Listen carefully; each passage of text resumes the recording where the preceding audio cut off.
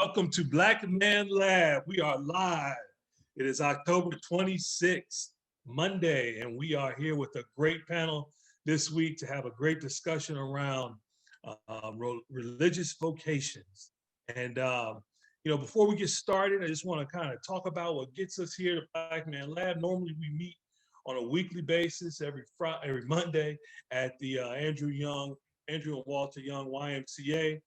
And we have up to 250 Black men in the space. Specifically, we are targeting young Black men to give them information that they wouldn't normally be able to get their hands on by having some experts on a panel to be able to talk about whatever the subject matter is, whether it's something from a career base or whether it's something around self-development. So we do that on a weekly basis. That all started about 4 years ago from Brother Mauli Davis and some other brothers that got together to basically talk with their sons. Sometimes we know that our sons, as fathers, they don't necessarily listen to us, but they might listen to an uncle or a close friend a little better. So that's where that started at, and it grew to where it is today. We are fortunate now that we can do this live via virtual Zoom. And so we have people from around the country on versus just locally now. So that's a big plus, and we also have an audience that can listen in a little bit wider. So we're really happy about that. One of the things that we do before we get started every week is we make sure that we are in a space that we are available for information to come into us so that we can learn as a community and really just continue to elevate where we are as Black men and Black people in general, because this isn't just about us as Black men. So with that, what we do is we work to get centered. And with that, I'm going to bring my brother, Fred Parham, on. Fred has a great way of kind of just starting us off to get centered. So brother Fred, if you could come on in. Absolutely, Marty, man. It's great to see everybody on this wonderful Monday evening. What is this? 8 days before the election. And so we're excited here in Atlanta. For those who are in other states and other cities, man, we're excited to hit the polls hard on next Tuesday. But for the task at hand, yeah, Black men, we know that our days can be long no matter what walk of life you've chosen. I think all the brothers on the panel would agree is that even a man who's answered the call of God can have a tough day. And so, as Black men do, as we get ready to transition into this safe and sacred space, we ask the brothers, listeners, viewers to, in that transition, let's acknowledge that we have transitioned from the rough day that we've had, no matter where it was at, and then we stepping into this safe and sacred space. And so, how we do that is we kind of posture ourselves erect, and then, just take a deep breath, inhale on 3, 2, 1, and exhale, blow that out. Allow your shoulders to fall. Allow yourself to just be in this moment in time and receive what these brothers are bringing sincerely from their hearts to yours. And so, Marty, thank you so much, man. Looking forward to learn, man, tonight. Looking forward to learning tonight. So, great show. Looking forward to it. Absolutely. Thanks, brother Fred. Appreciate that. It's so important that we are open and allow ourselves to take the information in and do that from, as we always talk about, a safe and sacred space. It really starts from a place of love, right? One of the things that we also do when we get together every week is that we just ask the brothers in the audience if you have had a rough day, a rough week, a rough month, a rough year, or dare I say it, a rough life. Um, Feel free to come forward and take some of this Black man love that we have. And what we'll do is a brother will just come up to the front and we'll put our arms around them. We don't ask any questions. We don't ask, what it is going on with them. We just want them to know that they are supported. If you are listening in today, we want you to know that you are supported. There are some very strong Black men out here that are there for you if you need it. Just know that that's there. The other thing that we do is that we want to make sure that we acknowledge those that came before us, those that are our ancestors, those that the shoulders that we stand on. And when we do that, what we want to do is we want to talk about those folks from our history from a nationwide standpoint. Those ancestors that we have that, like, Nelson Mandela, Haile Selassie, people like that, that we know that their work from the past is what carries us today. So with that, I would just ask everybody to put your fists up in the air and say Ashe. Ashe. Ashe. Also, we want to acknowledge those that are come before us locally, those that have come before us from the time of slave trade, the Mayafa, and those that have fueled us from then, those that are like Marcus Garvey, Martin Luther King, Malcolm X. And we want to raise our hands and say Ashe, Ashe. Ashe. Hey, I say. And then lastly, we want to recognize those ancestors that are in our line, our bloodline, or those that are part of our family, those that have been impactful on our lives, those like our grandparents, great grandparents, our parents, any of those that have moved on to be ancestors, as well as those that have yet to be born. We want to acknowledge them and make sure that we are bringing them into this safe and sacred space. With that, we raise our hand and we say, Ashe, Ashe. Ashe, Ashe. Hey. Ashe-yo. Ashe. Yo. All right. And with that, I want to also bring on my brother, Joe Barker, who will be helping me out here today and co-hosting with me. Brother Molly Davis, I'm sure will check in at some point here. Brother Joe. What's going on, brothers? How's everybody doing this evening? Again, we have Marty, just a powerful opening. Fred, thank you for always keeping it centered. I mean, as much as I want to give shout outs to my fellow Rattlers that are on here, everybody's going to have an opportunity to introduce themselves. But Marty, you introduced talking about the foundation of Black Man Lab. And I'd be remiss if I didn't mention that one of the brothers on this panel tonight is literally where it all started. Brother Pastor Rice, literally in the basement of Sankofa Church. He allowed us to be down there in our space with, I don't know, Derrick, what was it? Maybe 3 or 4 brothers and our sons at that point, and we were not many, but we were powerful. And, Molly and Derrick opened their doors, and then it got to be enough people where he moved us upstairs and allowed the congregation to be upstairs, and we began to overflow from there. But I just want to give Derrick you a shout out, man, because you have always offered your space to the community and most of the community that's in need and wanting to be empowered. And we appreciate you and we love you, brother. And we always have your back, man. God bless you, man. I appreciate you, Joe. Really. Good words there, Joe. Good words. Absolutely. And with that, brothers, what I'm going to do is just let you give a quick introduction of who you are. We, of course, all of us know you all very well. And we know that you have been a part of Black Man Lab in some form or fashion.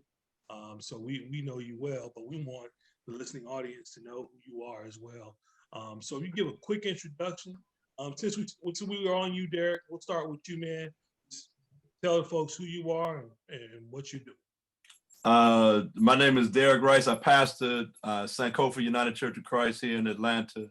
I'm a community organizer, activist, which has landed me in a role on the mayor's executive team. I'm primarily doing work around young boys and men of color under the My Brother's Keeper umbrella. We're trying to kind of fashion Black Man Lab-like space in the city.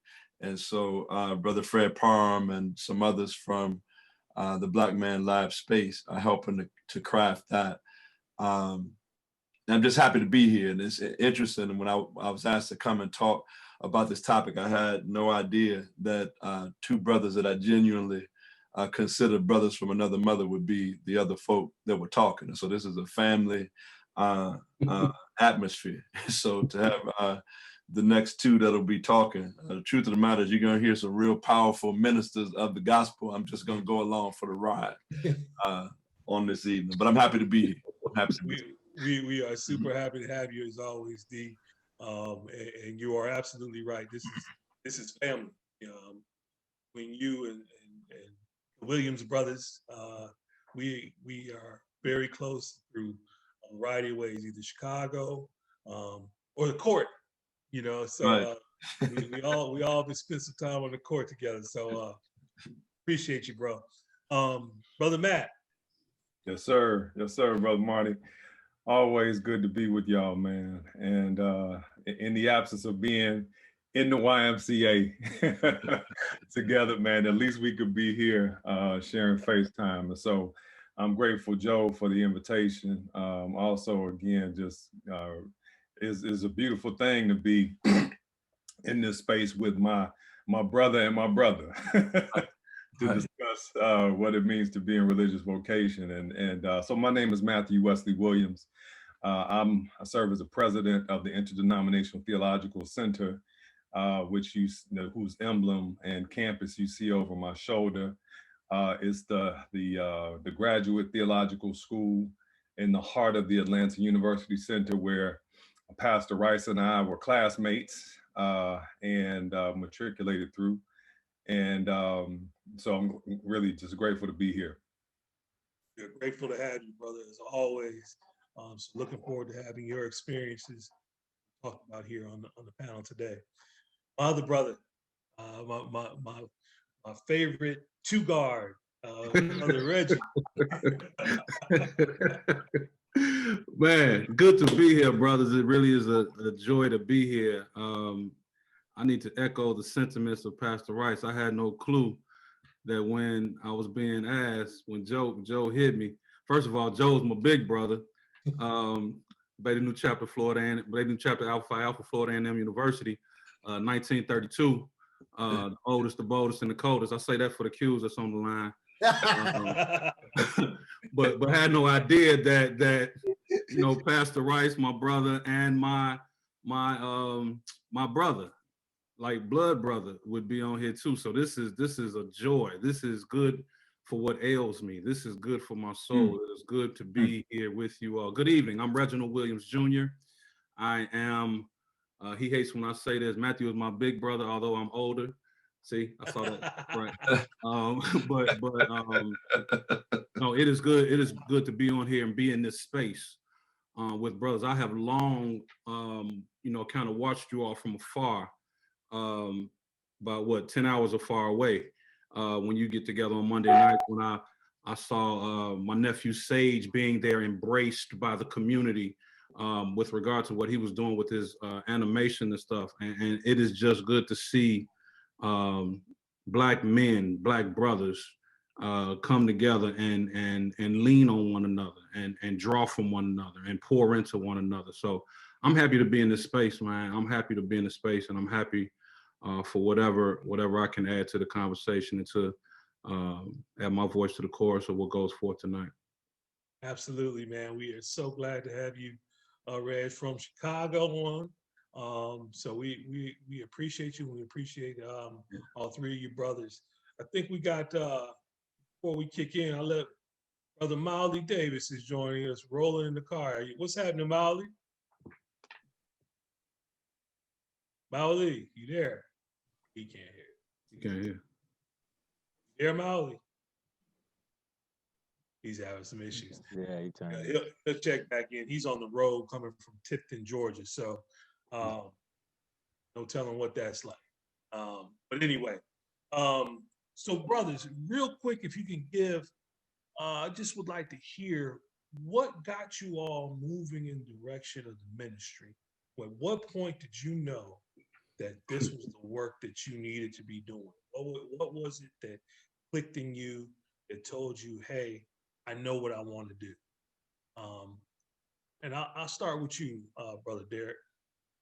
I kind of chuckled for a number of reasons. I'm very curious to, anyway, I wouldn't wish this on my worst enemy. Let me just be. Please explain that, man. Yeah, you gotta unpack that. So there's something to be said for you all genuinely making me feel like we're amongst family. I have no idea who's watching, but the truth of the matter is, before I answered my call to ministry, I was on what I used to literally call a paper chase. There was a time that I owned an Allstate insurance franchise. And while I owned that franchise, I was a senior medical territory representative for one of the largest pharmaceutical companies in the world. I was making a boatload of money.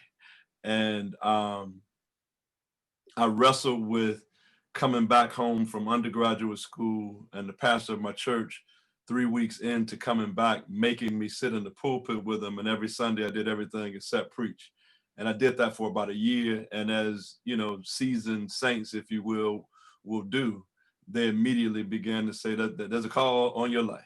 There's a call on your life. And I used to hate it.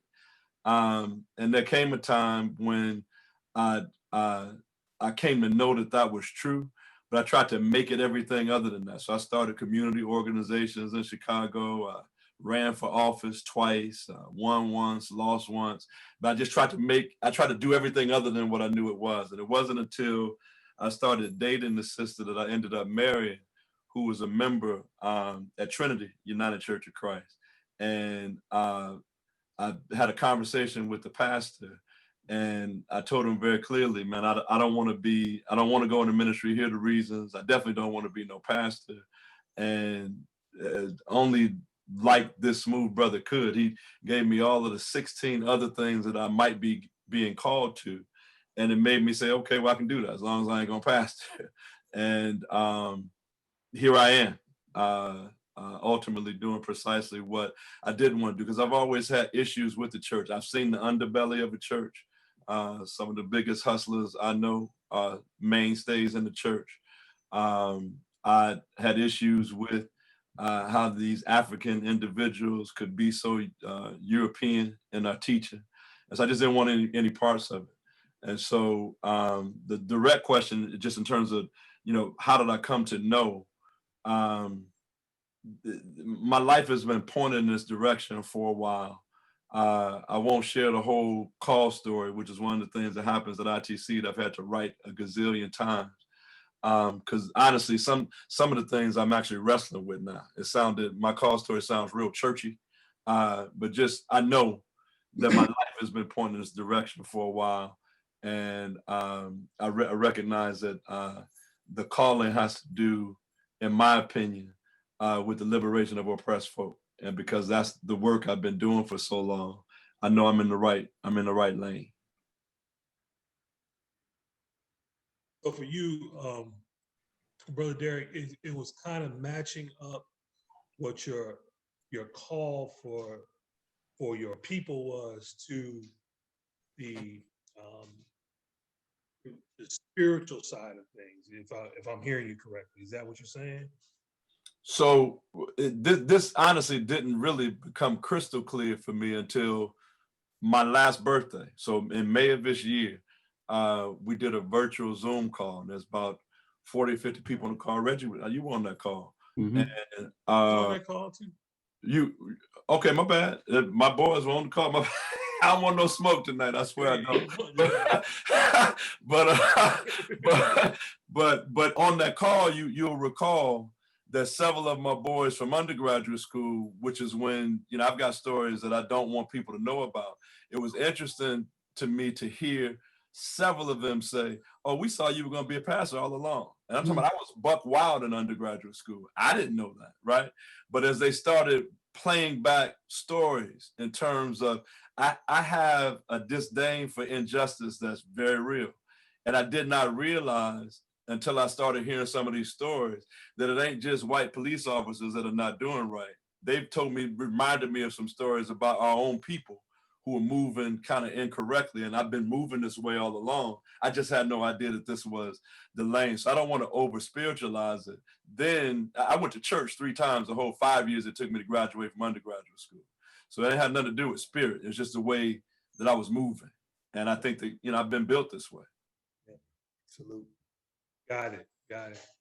All right, Brother Matthew. Well, man, one of the things I appreciate about what Pastor Rice just raised is that this knowing is something that evolves. So we have most of us who consider ourselves to be called to ministry have what we call a call story, right? A moment in which we were awakened to, you know what, I think this is the direction that I ought to be going. But when I look back over my life, what I can see is that it's been a a continual process of becoming more of myself, right? So I can point to flashpoints, certainly. I can point to a conversation with the same Pastor Derrick Rice is talking about, in which a light bulb came on for me. I can point to when I was 8 years old and Mother Ina Sandifer turned around from that green Velcro Sunday school board where she was putting up characters like Noah and Moses and turned around and looked at me. She said, "Boy, you gonna be a preacher." And I laughed. Right? I mean, there are multiple moments that I can point to where there was some awakening. But what I can say is that my awareness of who I am called to be is an ongoing conversation with God and the ancestors. So it's never settled in that regard. But let me go back to a season, which I would say I would point to a beginning of probably when I was about 12 years old, and my brother, my blood brother Reggie, will tell you that our father is a major influence on our understanding of what it meant to be engaged in the life of the spirit. And so one of the things we saw my father do is set aside time to engage spirit, to read, to pray, to study, to meditate.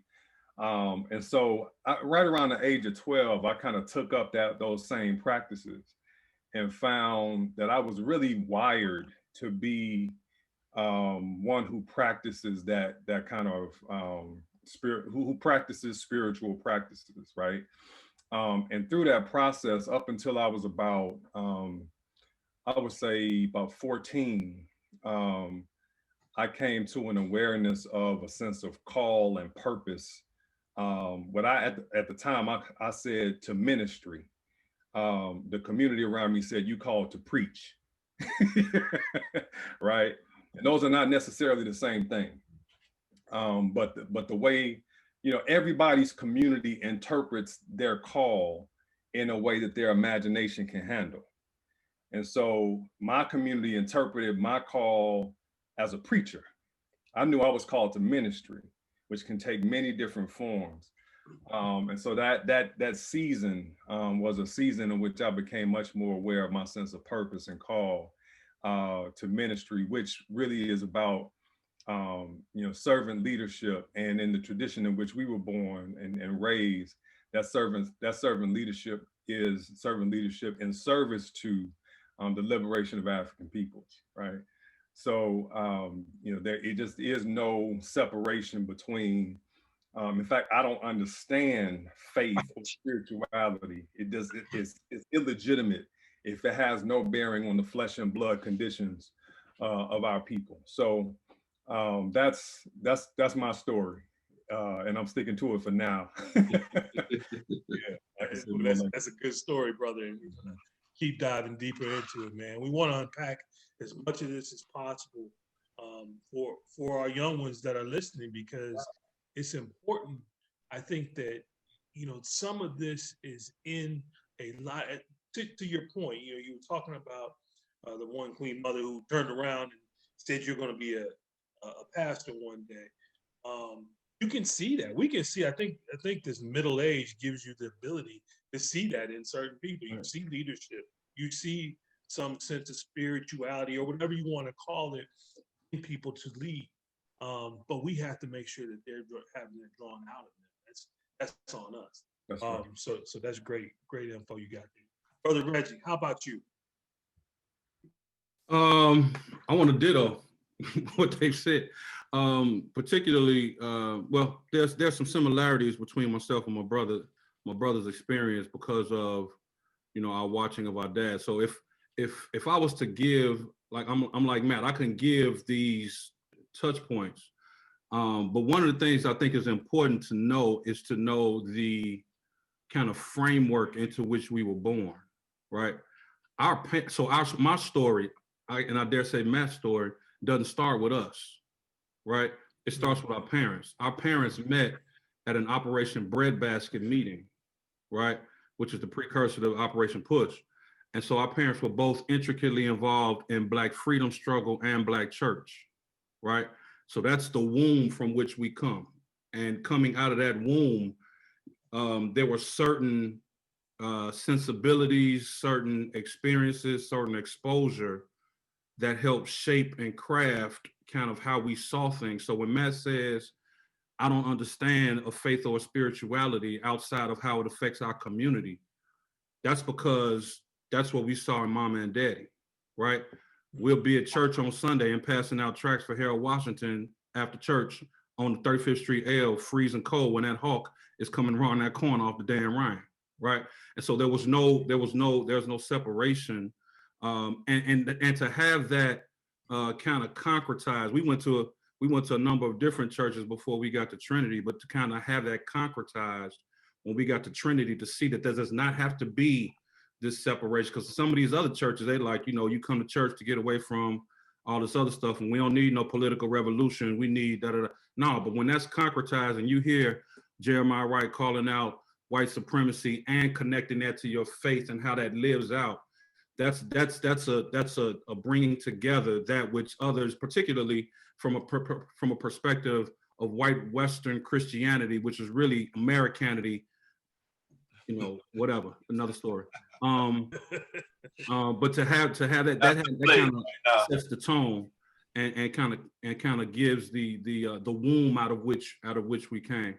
If I was to talk about a specific moment, I think for me it was November 30th when you say when did you know, and I'm like Matt, there are knowings, because even now in this season I'm trying to see if what I've been is who I am. No, wrong. I'm trying to ascertain. I'm coming more into knowledge of who I am. One. And I think that's a calling in itself. In addition to that, I am deepening and hearing from the Almighty and the ancestors more of who I'm being called to be. Yeah. Right. It's a so like Matt said, it's a knowing. That being said, there was a time, November 30th, 1998. My mom had died December 21st, 1997. And I wrestled coming out of college after thinking about suicide. I wrestled with, what this thing, the ministry, right? And primarily, I ain't gonna lie, I was nervous about it because at first, Matt got called at 15. I was a freshman coming home college. Matt preached his first sermon after I came home, right after we pledged, right? Matt preaches his first sermon, Lions, Bears, and Giants. And terrible sermon. Whatever. He preaches Lions, Bears, and Giants. And people talking about, oh, you gonna preach too? I was like, no, that's his thing. I ain't nobody, no. And so, so I'm graduating from FAM.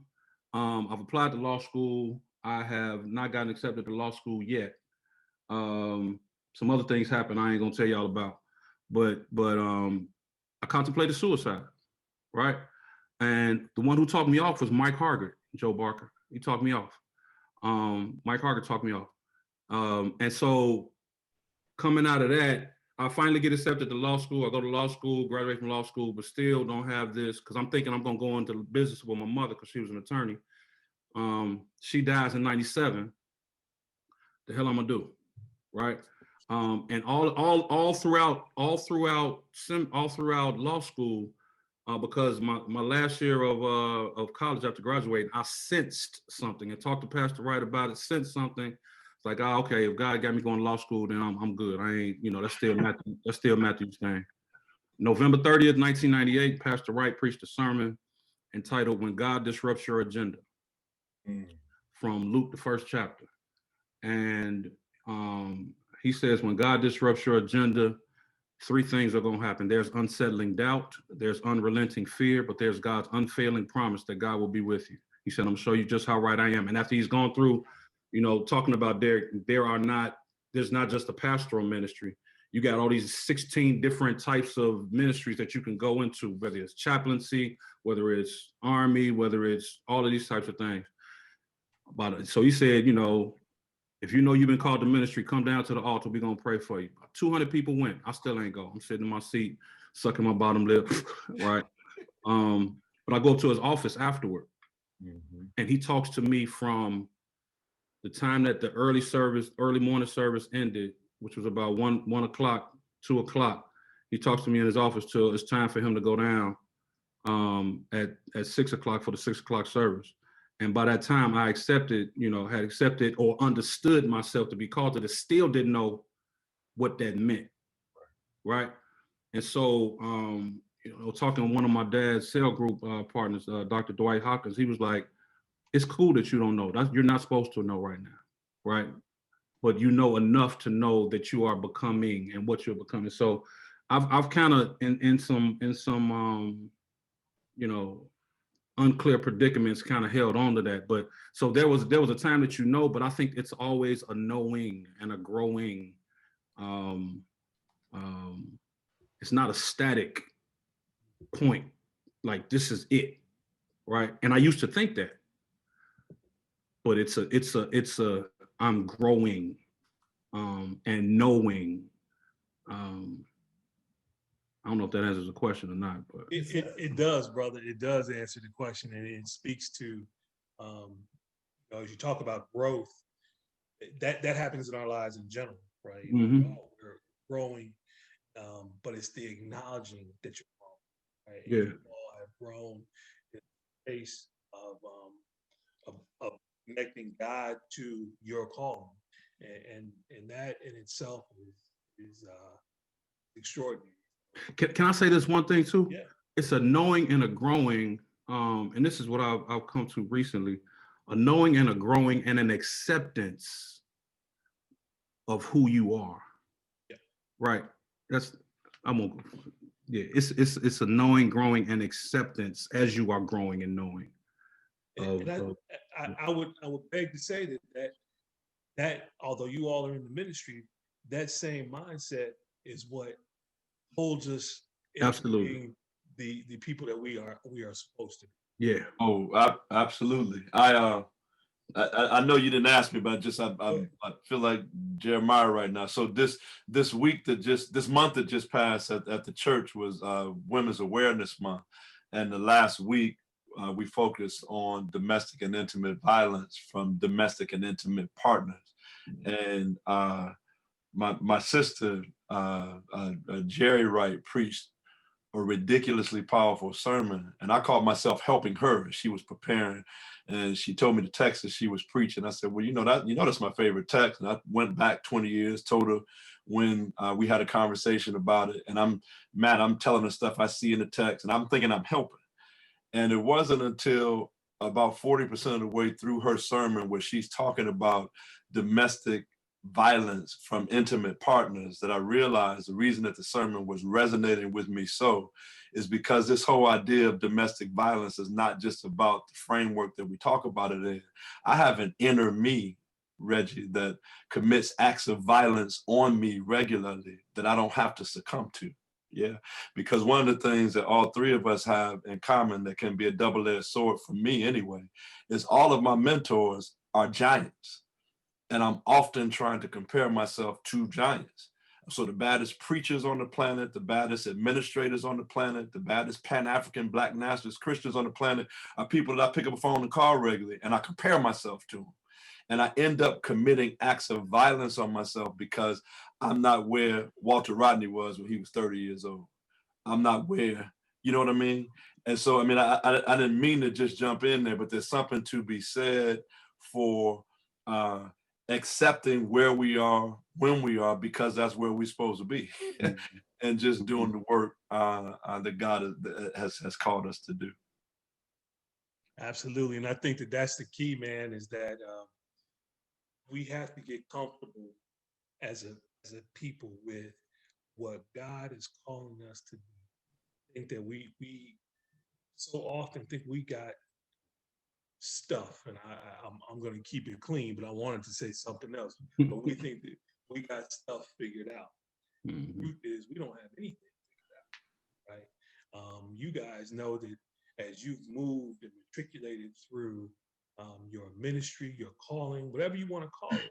It's been because you've been able to start following what God is telling you. And it's not so much about, I want to make that money or I want to do whatever.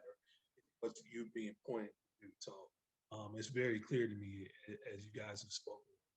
What I want to also do here is pull in Brother Francys Johnson, who has joined us as well. Francys, you there? I am, brother. I am on the road, headed back from investigating the 81st police-involved shooting in Georgia. So I'm driving back from Tifton, Georgia, with another Black Man Lab brother, Brother Davis. And so I'm going to not be on camera so as to focus on the road. Appreciate that, Brother Francys. So if you can give a quick introduction to our Black Man Lab audience of who you are, what you do, and then also what we've been talking about is kind of what drew everybody to ministry, what got you there as well. So quick introduction of who you are and go from there.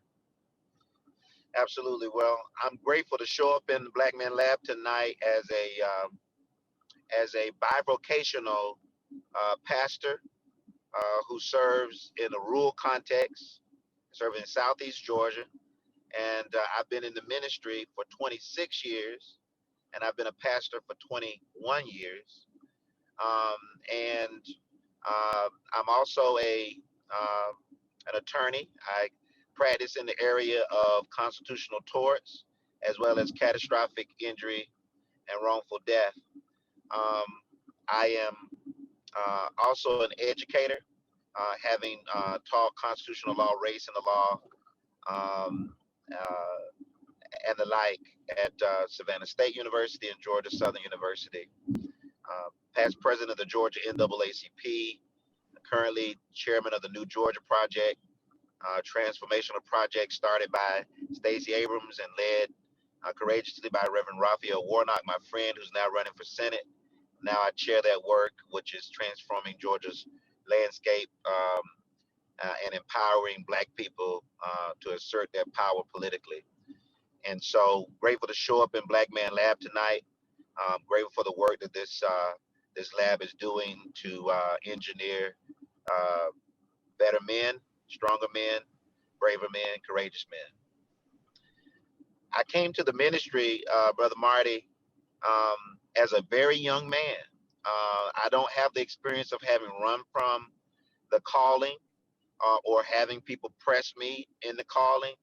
I grew up away from the giants, if you will, in the rural context. I had a preacher by the name of Reverend Eddie Lee Jenkins, who did not preach like the other preachers in town. He didn't preach about heaven. He didn't preach about the hereafter. He didn't preach about pearly gates or golden streets. He spoke in ways that made the scriptures come alive for me, seamlessly integrating our fight for liberation with our quest for heaven. That was heaven, liberation. He was an independent man, a railroad conductor. He was retired and had his own sense of worth and value. He very much shaped my outlook on ministry. He was the strongest Black man that I knew in that town that I grew up in. And I very much wanted to be like him. He gave me the classics earlier on, Strength to Love, Howard Thurman's mystic writings, as well as the writings of others, classical theologians, the German essentials, as well as the American philosophers, but showed me an African lens earlier on. I preached my initial sermon at 13. I was licensed at 15. I was ordained at 18. And I was pastor of my first church at 21. If I had to do it all over again, I'm not sure I was ready for any of that. I didn't feel pushed into it. I felt very much led into it by the Holy Spirit. And although I've gone to do other things, academically, professionally.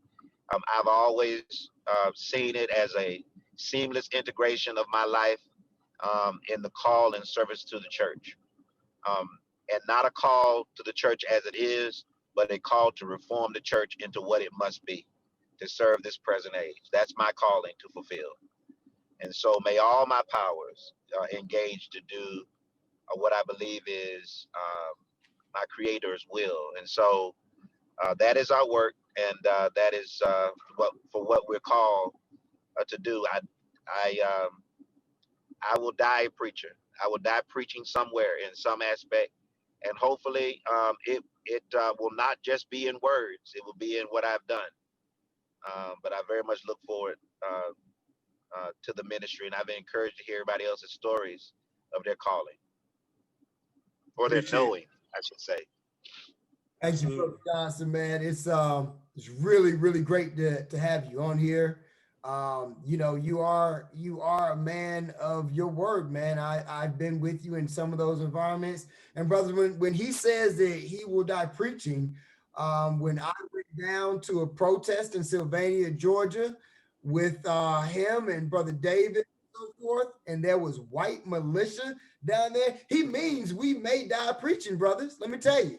He is I salute you, Brother Johnson, and glad to have you with us, man. Hey, I want to jump into this, man, because every single one of y'all have touched on it, and I love it because I've been in this space with every single one of you in some form or fashion. But you got this call, and every single one of y'all focus on your community, your cultural, your obligation to serve people that are underserved, people, the voiceless, and so forth. And as a Black Catholic Buddhist in Atlanta, you know, I was raised very much with the Eurocentric thought process to pay, pray, and obey. Okay, and you know, to see brothers like Pastor Rice, you know, brothers like Francys Johnson, to pledge alongside and with and see Brother Reggie Williams in the frat and doing his thing in the community service and how we serve our running a university that has a proud Black heritage of faith and religion and wants to teach what no one else will. Okay, so what I want these young brothers to hear from you all is when we're being taught separation of church and state, and you religious people stay in your lane. That's not what that means. We have a moral obligation to, when we see these things, to stand up and speak on them and act on them. And like Brother Johnson and Brother Rice and Brother Warnock are doing, to actually run for office when you see, hey, if it's not being done as my God said it should be, I'm going to go do it. So what I'm asking you all, and Reggie, I'm going to start with you on this one. I'd like for you all to just expound upon that. Go ahead and preach to these young brothers that are listening and tell them, you know, how you stepped out on faith for your community. Each one of you touched a little bit, but hey, go ahead on in, because that's what these young brothers need to hear. So my thoughts are legion right now with regard to that. I think one of the things that is important is understanding the difference between who we are as African people and who it is that our colonizers have expected us, and in some sense, you spoke to it, Joe, tried to train us to be, right? There is a word, there's a word called Ubuntu. Ubuntu says, I am because we are. Yes. And because we are, therefore I am, which means I cannot be fully who I am without you being fully who you are. Yes. Right? I am because we are, and because we are, therefore I am. We end every service at First Baptist Church of University Park as part of saying, I need you, you need me, we're all a part of God's body. And in the midst of that, I'm saying Ubuntu. That means I am because we are, therefore I am. And so when in whatever I'm doing, in whatever sphere of life I'm in, again, because we saw it in our parents, and again because of the affirmation of who we are as African people. I cannot see myself as separate from someone else, particularly those in my community. And so the stepping out is, Joe, it's a function of courage. It's a function of that understanding that if it's happening to George Floyd in Minnesota, it's happening to me. That's it. Right. My brother and I could testify that we could have been George Floyd a long time ago, right? Y'all would have never known the Williams brothers, like literally on 35th in Michigan. And so I think it's a matter of how we are taught to view and how we have to unlearn what we've been taught and then affirm. It's a deconstruction and then reconstruction. So when you have, I'm gonna just push Matt a little bit. When you have Matt talking about his theme at ITC is now becoming prophetic problem solvers. That's a piece of looking at myself, but also not seeing just myself, but how is this affecting not just me, but we, right? Last thing I'll say is this, and I'm not gonna hog it up. I think, and I teach this in the classes that I teach, preaching or social justice ministry in the church or whatever. One of the things that's important, Howard Thurman talks about seeing the sound of the genuine in you, right? Which is a whole nother piece that we can talk about. But what he says is there are so many things going on in your minds, and I'm paraphrasing, that you got to find out what your name is, right? There are so many things that are going on in your mind, so many things that have come into your minds from eons ago, people you didn't even know, that you got to take the time to sift through all of that, number one, and find out what your name is, one. But number two, he talks about the sound of the genuine in you being, you have to look in terms of the sound of genuine you, and how's he say it? I'm drawing a blank right now. But he talks about looking, and I'll come back and get it later on. I'm sure I remember. But that sound of the genuine in you is not just for you, right? Because it's for community as well. It's how I have read some of that. I'll come back and get it later on. But I'll start there. Just this whole sense of Ubuntu, right? Man, powerful. And because we are, therefore I am. And Reggie, if you'd have stopped there, brother, that would have shut us down, man. That says a lot, man, and I appreciate that. And let me just say, man, the nuggets that you guys are dropping tonight, man, these the folks online are eating it up, man. They're hearing it, it's resonating. We appreciate you, man.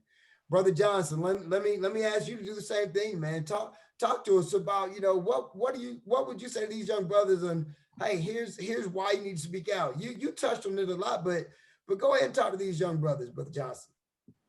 Well, you may add another word to that, from Ubuntu to Umoja. I see a sense of unity, very much with the forefathers of my and foremothers of my faith, and those who are leading in the street right now. I very much see a lot of theological evidence of that we would do well to recover. And so I know there are a lot of folks who talk about unlearning what we've learned, but I know that my foremothers and forefathers had tremendous faith where they could not see God, their creator, or any evidence. They yet believed and created through their belief pathways for my being here today.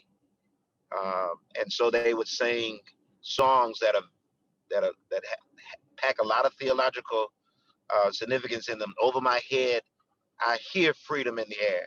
There must be a God somewhere, a rebuke of what they saw as an unjust regime in front of them, while protesting their right to man a reality that was reflective of the justice of God that they knew to be so. That is deep work they were doing in songs that to the casual observer was just slave talk.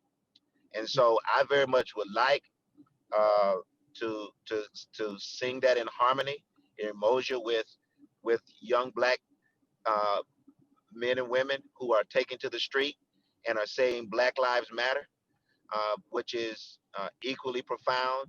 It is a rebuke to what they see is a society which has grown callous, whether it be middle class black folks who want them to be quiet so they don't disturb the crumbs that they have become accustomed to eating from the table, or whether it's well-to-do black folks who will sell you out for Trump's train, if it means more tax deductions for them, more for the rich, and they know that that for them, as they rebuke what is, that they are yet professing that it must be so, that their blackness is a part of the reflection of God, that is a part of their reality and must be a part of the reality of the society that they live in.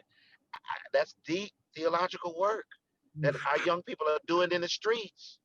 And to the casual observer, it's thugs and baseless rants without any agenda. It has an agenda. And so I very much want to speak to the brother or sister who's 13 or 14 or 15, who's been told that because the church has put these pathways and locked opportunity away from you because you don't have this degree or that degree, or this pedigree or that pedigree, or you don't belong. There's work for you to do theologically for God, and the streets shall be your pulpit, and this generation shall be your parish. And so speak what you see and what you know of God, and speak of what you do not see, but what you know is deeply God. And you are very much in unison with people who, and I'll say this and be done. I imagine when those ships left Africa, our history did not begin in slavery, but I want to use it as a part of making this point, that I'm sure as long as they could see the coast and smell the similar smellings, that they knew where they were, and they had a sense of belonging. But I know those ships began to move, and at some point they were so far from Africa that they did not know where they were. But I am so grateful that regardless of how far those ships moved from Africa, they may not have known where they were, but they knew who they were. And the who in what they knew about themselves, the God in what they knew about themselves, was preserved for 401 years. And it yet echoes deeply in the refrain that Black Lives Matter. And so I say, find that God, even if the church rebukes it, even if the church doesn't claim it, doesn't own it, find that God and preach that God that you see, because the world needs to hear and see it through you and through your voice to this day. Amen, brother. Thank you so much. And let me just say, man, let me correct my statement that it's not just these young brothers. I have middle-aged brothers texting me, cursing, just saying, man, I needed to hear this tonight. Like, this is it right here. So, man, you guys are letting everybody hear what needs to be said.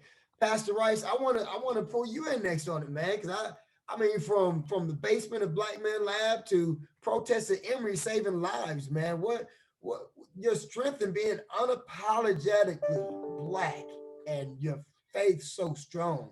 Talk about it a little bit, man. I'm about like Matt, man. Just in terms of, honestly, God, I don't get people who don't get it, and I think it's a function of.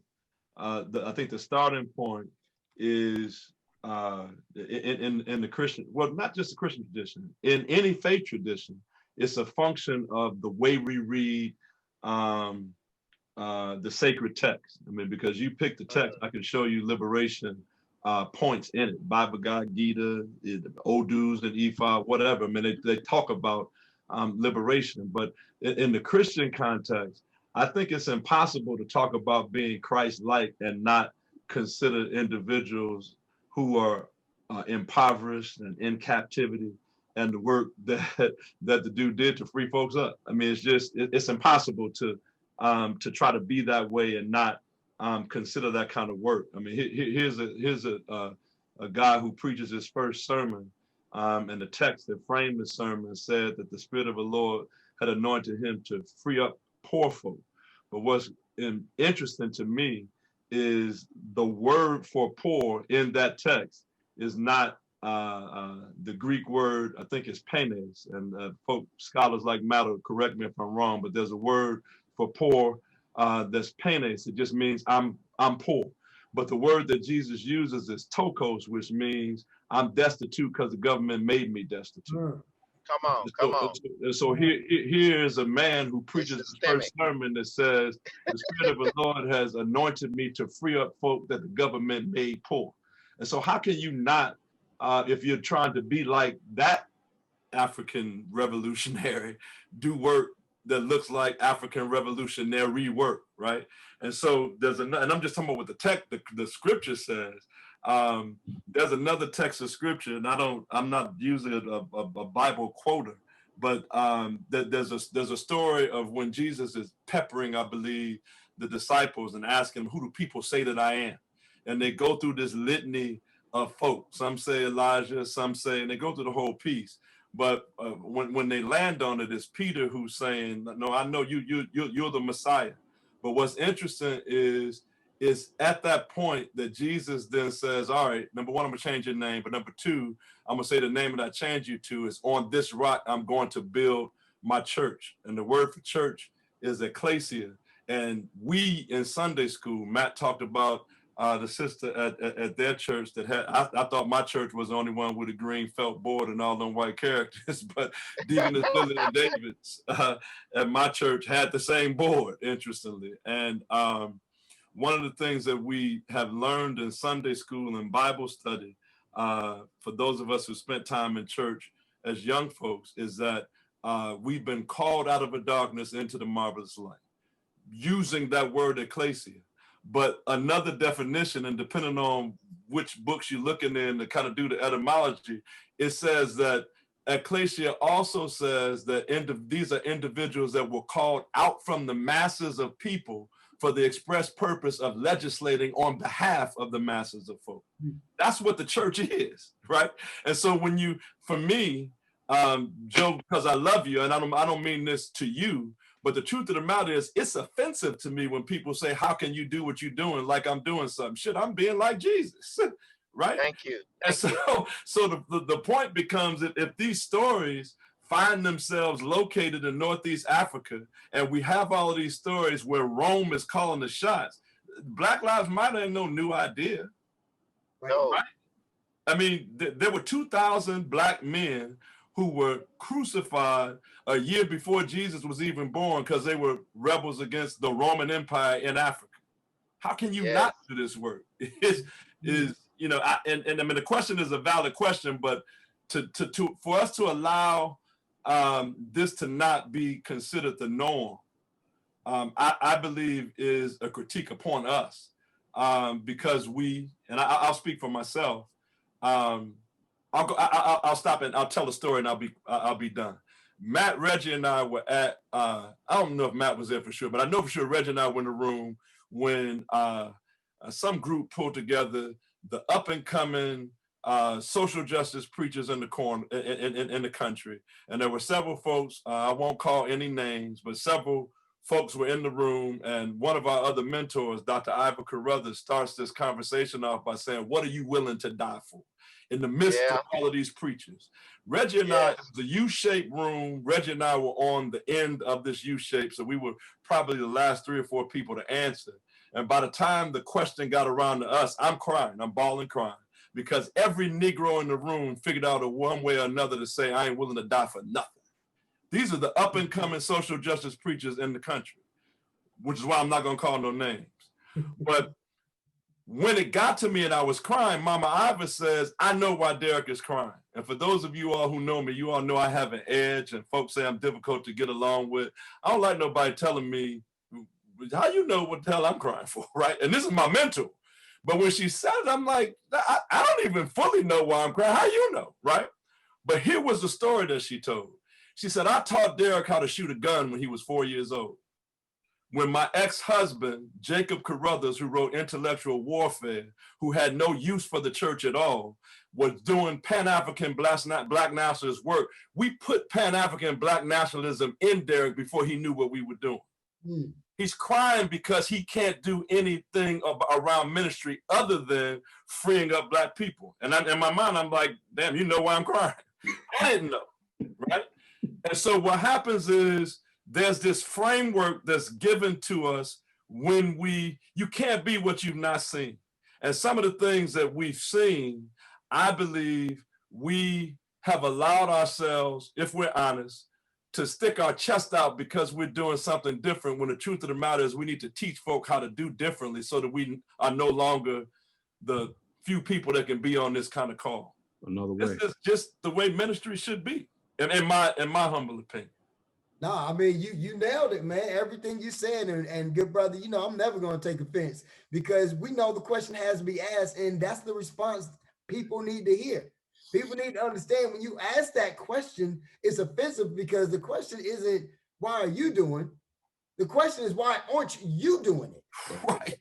I'm with you, brother. I'm with you, man. Thank you. Now, Matt, man, you get the head of university that is leading the charge in this with our community. So what's that look like, man? How are you forming those great minds? Because somebody has to do it at that level, and it has to be you, brother. Well, it's us. It is the village that is ITC, and you just heard from one of ITC's best. But what I want to say in response to this, Joe, first of all, is amen and ashe to everything I've heard. But as we are taught to do in theological school, is to trouble the question in the same way that you've already heard, that the question itself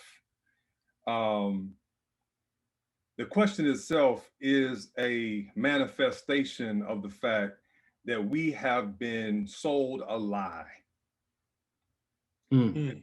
This dilemma between whether our faith impacts our flesh and blood, the dilemma, the question about whether ministry hits the streets, the question about what's the relationship between faith, spirituality, ministry, and social justice. That question itself is an expression of the fact that we have been sold and we have purchased a lie. It is a manufactured dilemma. Damn. God, manufactured dilemma, right? Because there are two things at stake here, right? The first thing Reggie named, the question is, what does it mean to be human? And what we've been sold is the idea that I, in my single solitary self, can be human all by myself. I think, therefore I am. We've absorbed and adopted this rugged individualism that is poison. And it was cooked up in the lab of the so-called Enlightenment, right? That's right. And gave and has given rise for the last 500 years to the destruction of humanity and the planet, right? And so that rugged individual that says I can act, my God, and in my acting, I can somehow be tall only if you're short, or somehow I can benefit myself by harming you. That lie has not existed on the planet before these folk came along and cooked that up and spread this plague around the world. And since it's been our task to recover what we knew before that lie became. What does it mean? What does it mean? What does it mean to be human? What does it mean to be human? A person cannot be a person except through other people. Ubuntu, right? Now that's a word that comes out of Southern Africa, right? But it's a concept that you find in every peoples on the face of the planet, except in that little spot off the Atlantic Ocean we call Europe, right? Ubuntu. A person can only be a person through other people, right? So what does it mean to be human? Secondly, is, and this is for us who see ourselves as followers in the way of Jesus.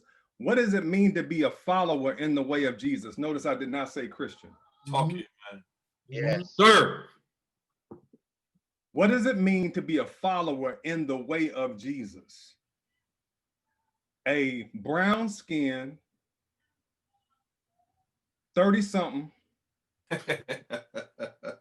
subject, Palestinian Jew subject of the Roman Empire, who was captured and executed in the form of an execution that was reserved for runaway slaves and revolutionaries. Talk it, man. Talk.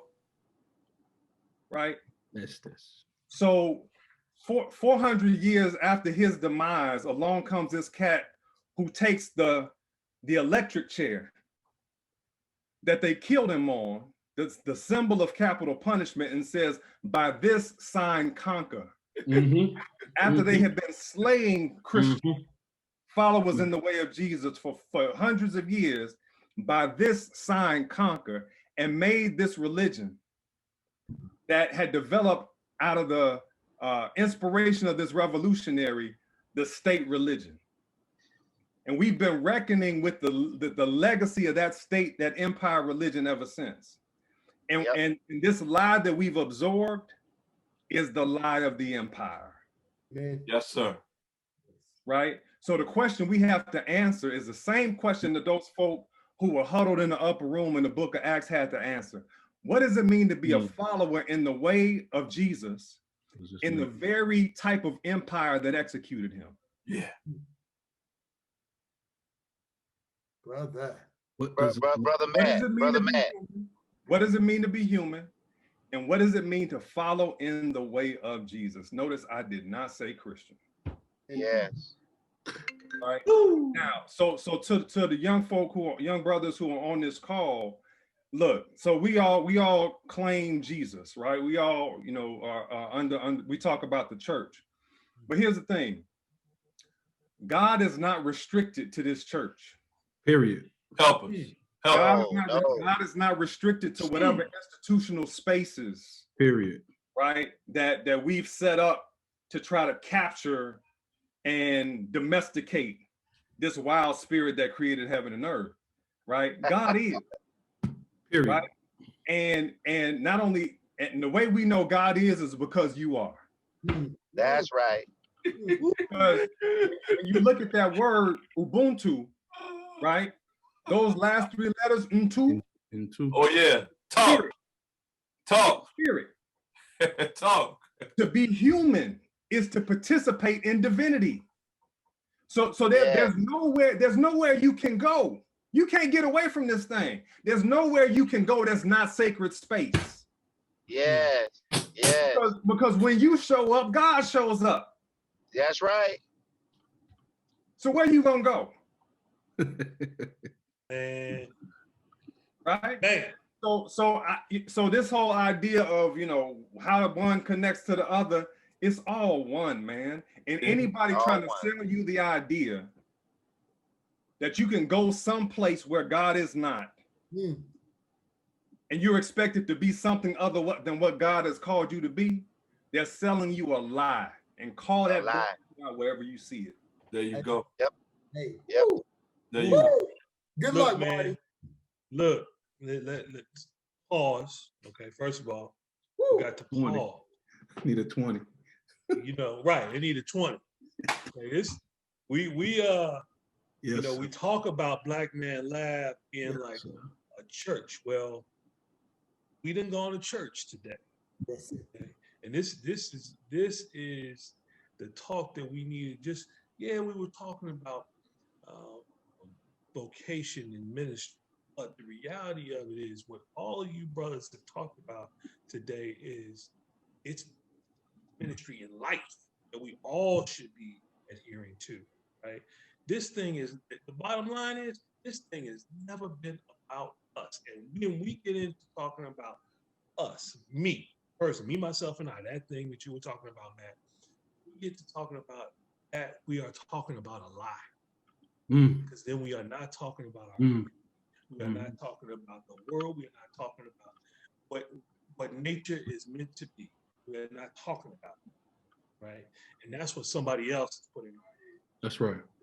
That's somebody else's culture, somebody else's ideals. That's not what we are about. That's and right. that's what I want. If nothing else, I want our young folks to have a deep level of understanding of that, because that's what drives us to our greatness. Right? When you understand that the world is not about you, you are driving leadership and greatness. And that's what this is about, man. So I can't tell you. This has been awesome. Brother Francys, did you have something that you wanted to jump in with? You're way up against the clock, just so you know, brother. Listen, I was just getting happy, shouting and calling response to Max, who set my heart on fire. So when we can see examples of that in the revolutionary Black church, who created sacred space in bush arbors, down by rivers, Yes, sir. out in the back of barns. Yes, sir. They did that work, and to the extent that there's a lot of unlearning and new learning that we have to do, there's a lot of recovery that we have, evidence we have of deep theological work in bits and pieces all around us if we see.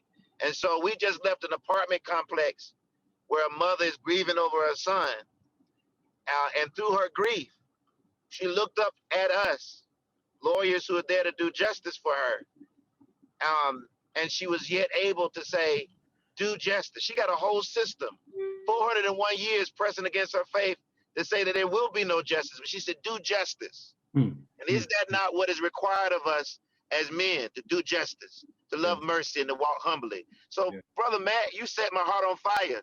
As a Baptist preacher, I'm almost obligated to take up an offering. Almost obligated.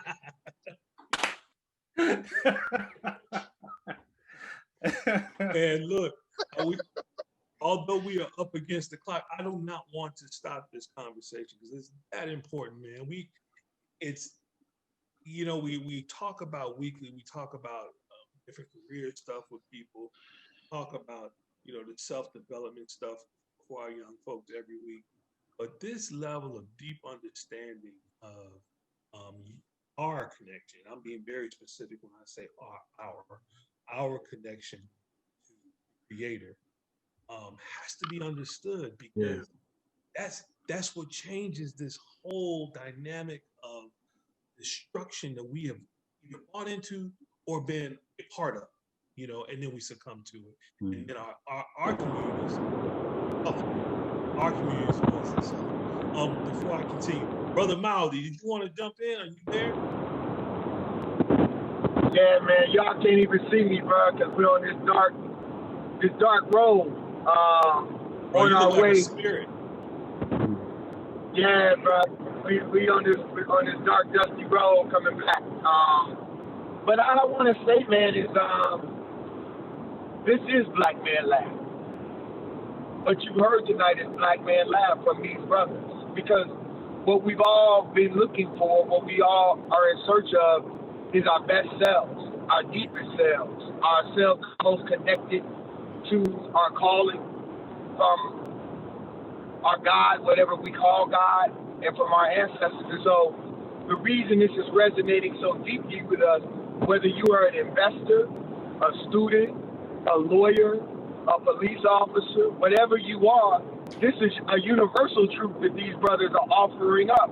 And if we just tapping into it, that's what makes it so, like, it's for all of us. What y'all have shared is touching all of us, because in whatever space we go into, we know now better than before this conversation began that we go as God, we go as the Spirit, we go in ways that, young brothers don't even think of themselves in so many instances, but you have allowed us to reimagine how we enter spaces and who we are and what it is that we can do and be and say, and what our obligation is as we walk as men.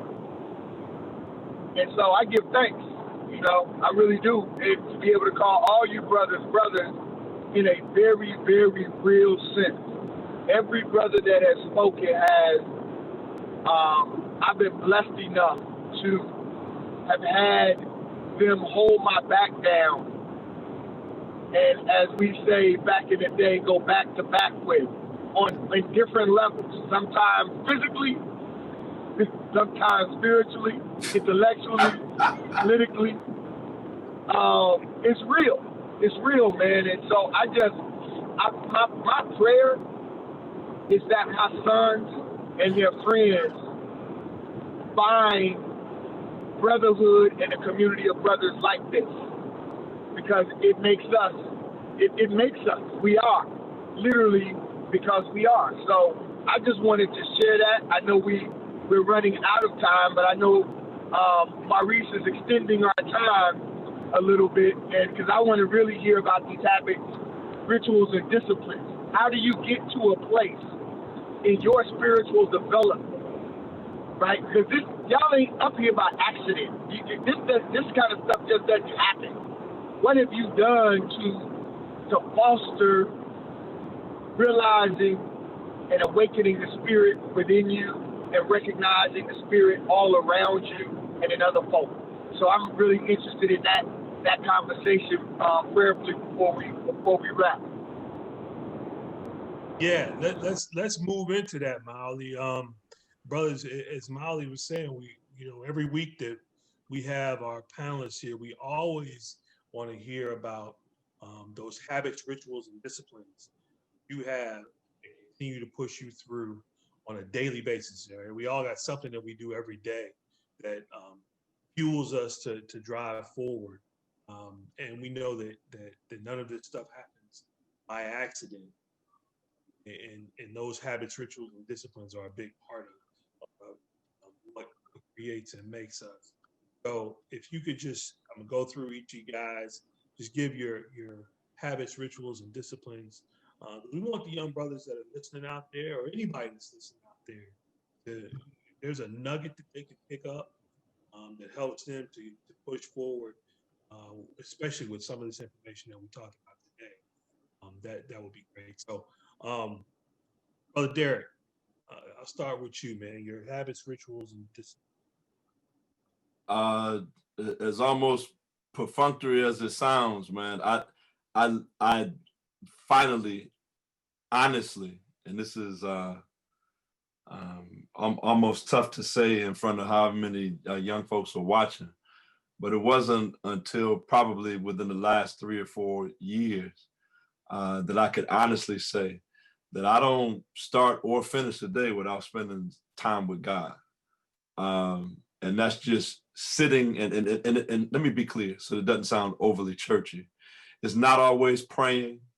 It's not always, there's something to be said for me. I believe that the Bible is a trestle board for how to respond to white supremacy and oppression. That's my feeling about that book. And so because I feel that way, I look at other authors often. Like right now, I'm going back through intellectual warfare.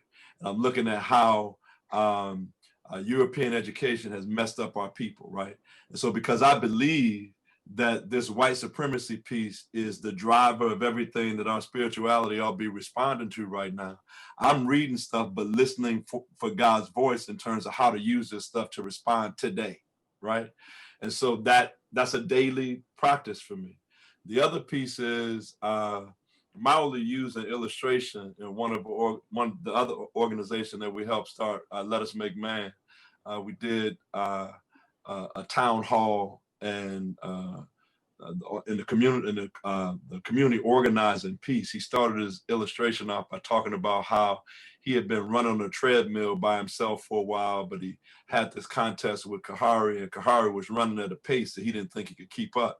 But when he looked up, he realized that his pace was doable at a much faster pace because of who he was running with. And so there's something to be said for not fooling around with folk who ain't operating at a space that's going to push you, right? And so my daily press is to make sure that I'm dealing with people who I know have minds that are really sharp and that their reason for being is to liberate oppressed people, generally speaking, and Black folks specifically. And so when I find myself moving, particularly as a single man, you can move into some directions that are more fleshly than you probably need to be. But when I feel myself kind of moving off my square, I make sure that I'm reaching out to some folks that are going to tighten me up.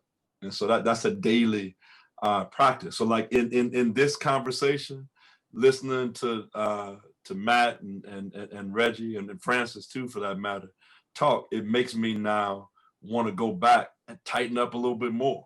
And so the daily practice is to make sure that we're not settling for yesterday's victory. Man, thank you, brother. Thank you. Appreciate that. Brother Matt, how about you? Habits, rituals, and discipline. I want to lift up a couple things.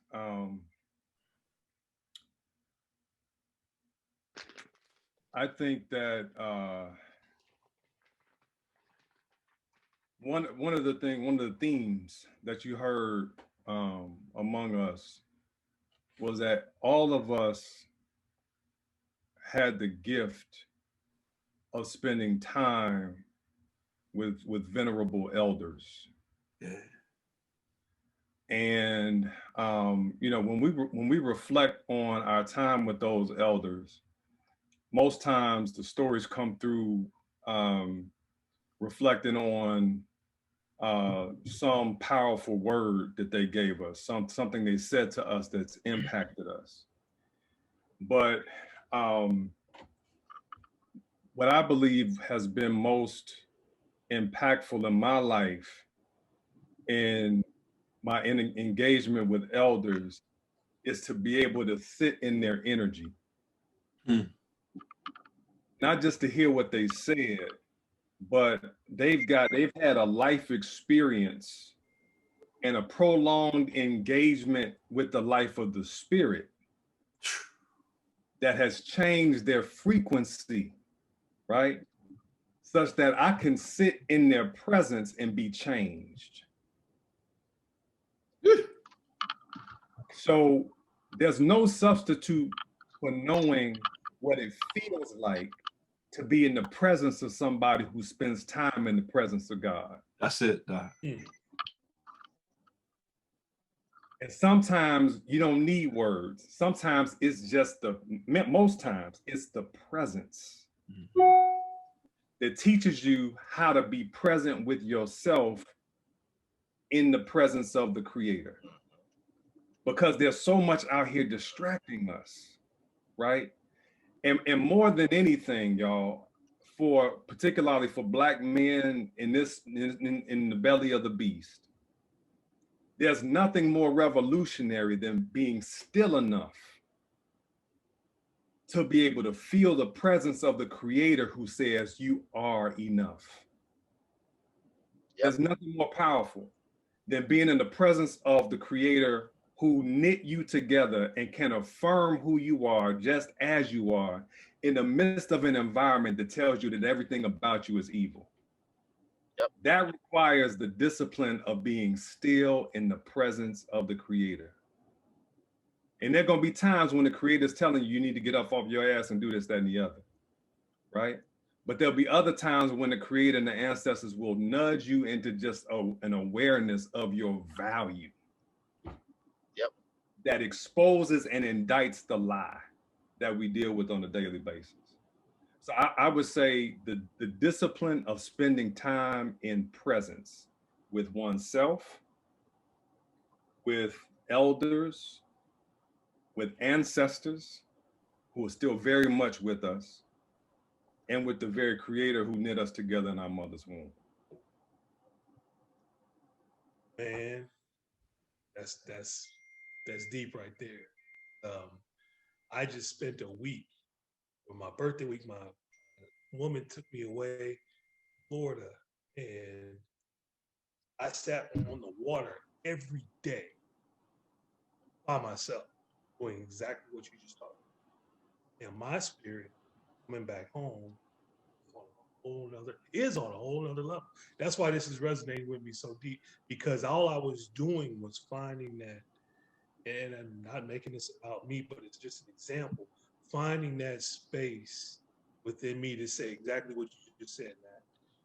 I am, and I am listening to the Creator, right? I just was hearing it, feeling it, and just all I did was, my girl said, she's like, "You just sitting out there on that dock every day, huh?" I was like, "Yep," because it was just feeding every day.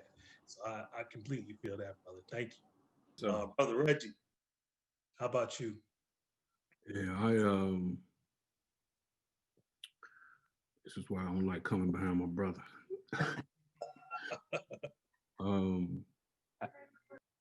There's a few things I would say in terms of practices, certainly ones that he summed up. And one I want to call attention to that I learned from him while he was fighting cancer. And that is the discipline, the practice of how you talk to yourself.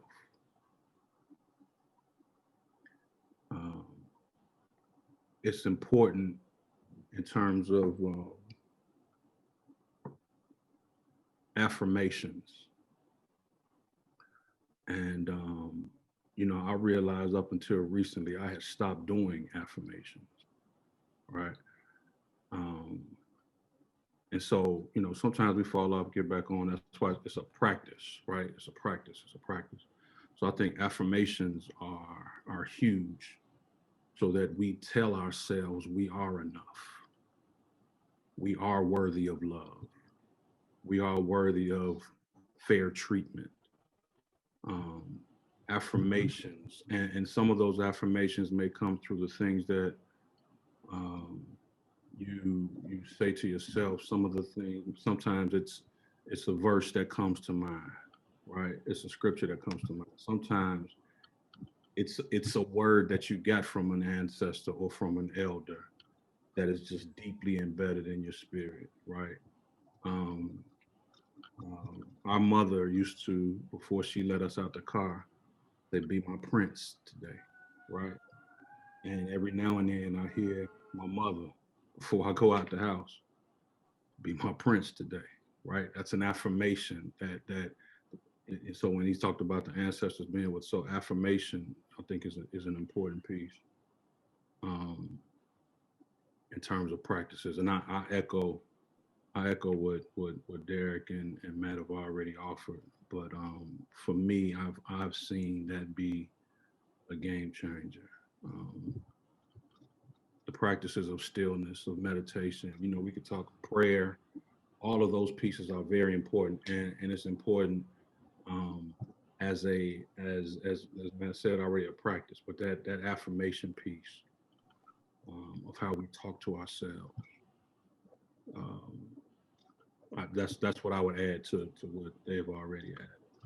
I guess the other piece would be what we read in books, and the type of books and the type of diet that we engage in, right? You heard Matthew tonight talk about the lie, right? That's Eddie Glaude in his new book does an awesome job of really explaining what the lie is. It's like a value gap type thing that is entrenched in all of our institutions. So, I mean, the reading, what we pay attention to, but certainly those affirmations, man, is what I would add. Absolutely, and we at Black Man Lab, we actually created a YouTube video of affirmations. Is that right? Because we know that we have to say, Yeah. I am. Yes. Because we have been told for so long that we aren't. Yes. And we need to hear that, whether it's from somebody else or more importantly within ourselves. We hear that. Ollie and I, when we would do our hot yoga, that in air quotes, we would listen to different affirmations. This is a good mental space of affirming ourselves. So thank you, brother. Appreciate that. Brother Francys, how about you? Habits, Rituals, and Disciplines. Also, before you start that, Reggie, can you drop that book that you just mentioned in the chat? Because I want to make sure that we share. Okay. Yeah, sure will. Thank you. So Brother Francys, your habits, rituals, and disciplines. Yeah, I appreciate the opportunity to share. I think one habit for me is that I try to read every day something besides the Bible, because God is bigger than the Bible. Yeah. And I believe that God is still speaking today. And so I don't have the the sense of being feathered to a particular canon. And so that habit of reading something every day from different subjects and disciplines enriches my ability to serve my people with all of what God has spoken. And what he maybe ritual is in honoring my context, but it's a rural context. If you bet the church at some point was a revolution, it got adopted. And a part of it suggests that successful ministry is what you see on TV, or you can take place in Atlanta, etc. And just two small actions. And I try every time God gives me an opportunity to speak in a different platform. I've spoken around the country, but I am a rural minister. When I see panels put together with to reflect ministry that doesn't include rural ministry, I understand. But I try to honor that context, and I try to be real to that.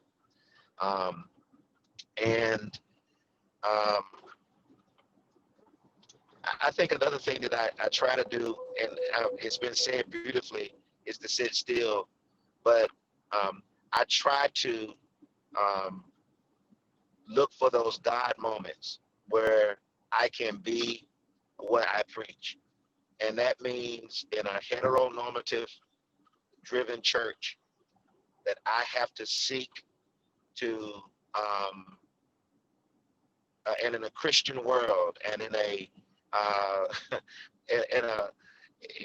in every sense, be what I am preaching, to give power that I have away to people who are disempowered, and looking for those as God moments to do that, and celebrating when it is an opportunity. I can rebuke the regime of the day by being something that's different. And so I think trying to be the change, trying to honor my context, which God has called me, and I'm satisfied in that. Trying to make sure that I expand my understanding, because the people I serve trust me, and I don't want to abuse that trust by failing to do that, by failing to sufficiently prepare myself. And so that's why I do that. So I appreciate being able to share that. Everything else people have added, we also do some of that too. A very rich conversation. Man, absolutely. One of the richest that we have had in this forum. I can't thank you, brothers, enough. We're well over our time, but like Miley said, our brother Maurice, who proctors all this, usually cuts us off. He's sending us text saying, "No, go," because this has been a powerful conversation, a much needed conversation, and I will venture to say one that we need to embark on again, even at a deeper level. It's that important. It's that important for us in our community, but it's also that important for us as Black men, for our young Black men, to have this level of understanding as well. So, and thank y'all enough. Every week we close out with another one of our traditions And Mauli, are you able to step in? Yeah, I'm here, brothers. And if all the brothers can, link your arms up as if we are, together. Some of you all have been in the lab, in the space, and we link up. And this was given to us by Queen Mother Imperial Gandhi.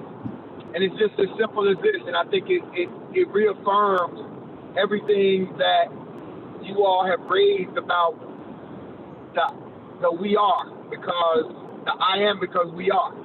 And so we simply say this, and if you would repeat, I am a link in this chain. I am a link in this chain. And it won't break here. And it won't break here. Wow. I am a link in this chain. I am a link in this chain. And it won't break here. And it won't break here. We are linked in this chain. We are links in this chain. And we won't break here.